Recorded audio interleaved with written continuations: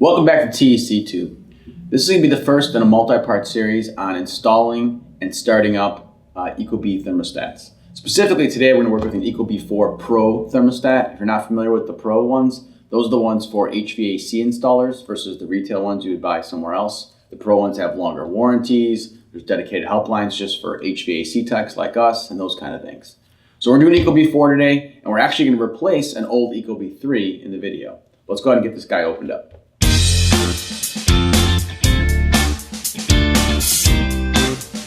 All right, so we got very nice packaging here. Let's see what's in the box before we start our installation process. So we got the actual thermostat in this case, and most of you guys probably know an ecobee 4 also has a built-in Alexa microphone and speaker, so that's on here as well. It comes with one remote room sensor, which does temperature and occupancy.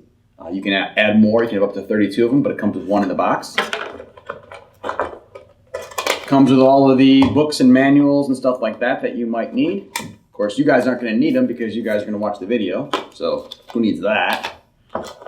Comes with a mounting plate on the back side for all of our wiring terminations. Got a little mount for the remote sensor. You can either put the sensor on the wall or you can put it on a stand and do it that way. And put it on a desk or something like that. All your mounting hardware type stuff. It also comes with one of these PEK kits, power extender kit. This is typically used when you have a 4-wire system in your wall and you now need a 5th wire for the common. So go ahead and use one of these. We'll talk about that in a separate video for you guys. Then the last thing is the beauty type plate. So it looks good on the wall like that, but if you're trying to cover up something larger, put it on the back plate like that to cover up whatever paint job, drywall issues, or whatever you have going on. Let's go ahead and get this guy installed. We're here at the wall about to throw this stat on. We already got it all wired up. We assume you guys know how to install thermostats because you're all HVAC pros.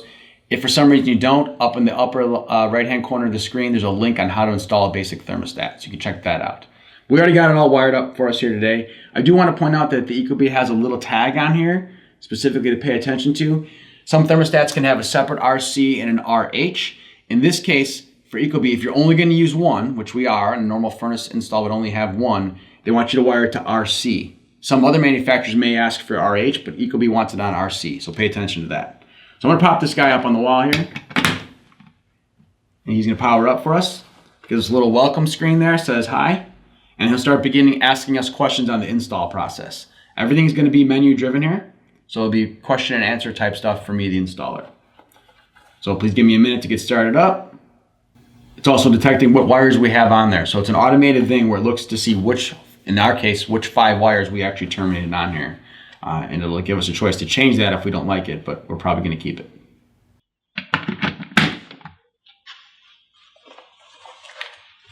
We get a little welcome screen here where it says hi, and the thermostat's going to go and try to read the wires that we've terminated on here to do some of the configuration for us. Then it'll begin asking us questions to complete the configuration. All right, it says let's get started, so let's do that. It's telling me that I only have an RC connected for power and no RH. That is correct, and that is what I want, so I agree with that. I hit next. It's telling me that it's found RC, G, Y1, C, and W1. So one stage heat, one stage cool. That is in fact what I have in this particular case, so I can proceed with that. However, today I'm going to actually lie to it and tell it that I have more stages just because I want to give you guys more screens to look at when we look at it later. So I'm going to say no, but normally you would have said yes. In that case, I get to have the ability to modify that and tell it I actually do have 2-stage equipment or something else. It's asking if I have an accessory installed. I don't in this case, but once again, I am going to in fact lie to it and tell it I have a humidifier. So that way when we get further in the stat, you can see what the humidity screens look like in the video today. So for the humidifier, it's asking me how I have it wired. That'll determine how the humidifier itself is actually powered. Does it have its own transformer or does it not have its own transformer? So in this case, I don't actually have the humidifier, so it doesn't really matter in my case because it's a fake scenario. But you would have to pay attention to that. You can refer to the wiring diagrams to see if you should wire it in a 1 or 2 wire scenario. Fahrenheit or Celsius, self-explanatory. Furnace or boiler, in my case it's a furnace. Actually, technically in my case it's a rooftop, but furnace, I'll choose that. Do you want your fan to be controlled by the thermostat or by the equipment itself. I always want my fan controlled by the thermostat. That gives me independent fan control. I can run my fan on a humidity call if I want to. I can run it just for general air circulation if I want to. So the whole reason of having those 5 wires instead of 4 is so I can control my fan independently. So I'm going to pick control by the thermostat. What kind of humidifier do you have, evaporative or steam? Most people will have an evaporative. I'll pick that in this case. What do you want to name your thermostat? So in my case, I could pick any one of these and scroll through them, or I can come down and enter my own name, right? So I'm going to just pick office for this case. Now for Wi-Fi setup, I have a couple choices here. I can either select a Wi-Fi network. It'll scan for networks in the area. I'll pick the one off the list and I'll punch the password in. I could skip the Wi-Fi setup, which I would recommend you don't skip it. You can go back and do it later if you wanted to, but why not just get it done at one point in time? Or you can actually have it pull the settings from your iPhone or iPad if you happen to have an Apple product. So I'm going to do it that way since I happen to have an Apple product. While on iPhone or iPad, I hit next.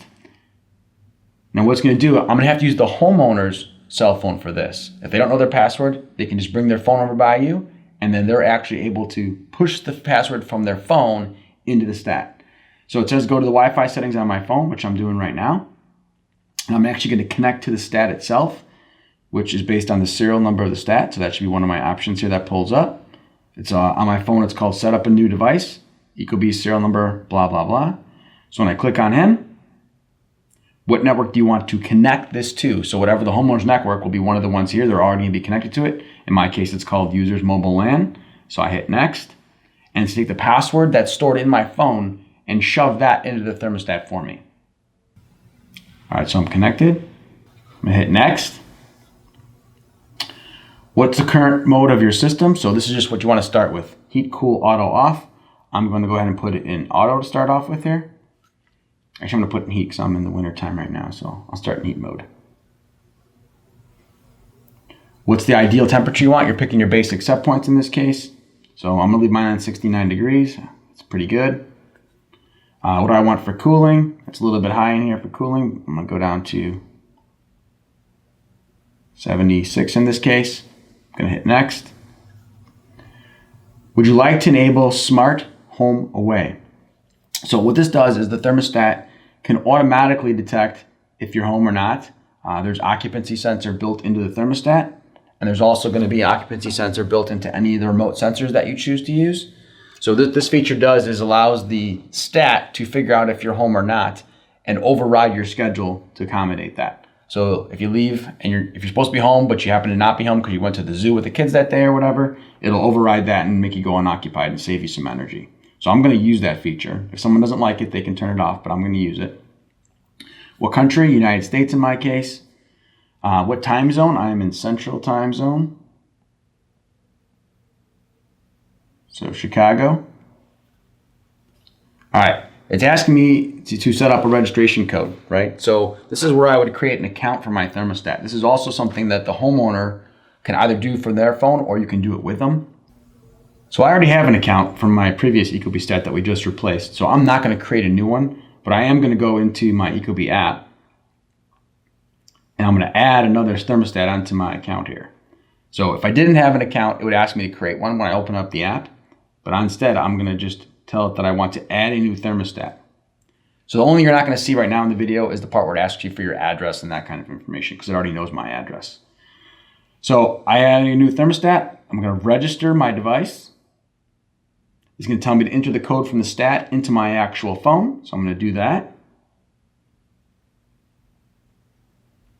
And by the way, this is a one-time code. You never need to use it again. You don't need to save it or write it down. It's just a one-time pairing code to connect my thermostat.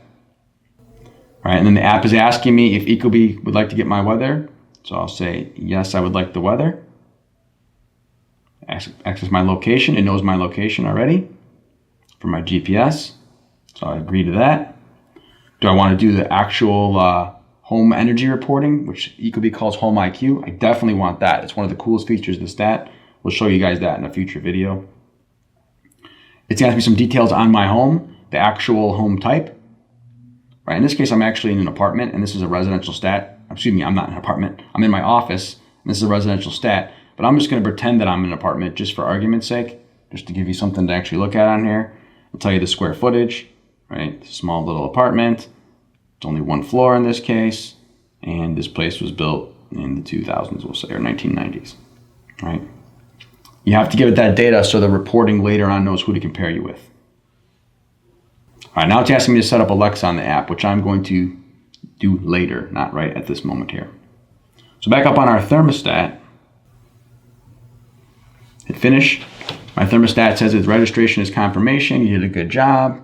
All right, we got our smiley face essentially. Tells me what account it's hooked to Ryan Hoger account. Say okay. So I'm into the stat. I've got my basic configuration done. It knows to control my two-stage heat, two-stage cool, humidifier, all that good stuff. What we'll do in the next video here is show you actually how to go through that stuff. So that gives you an idea of how to set this stat up with the basic settings. For the next video in this series, we're going to dive into the more advanced settings, and then we'll dive into the installer settings after that.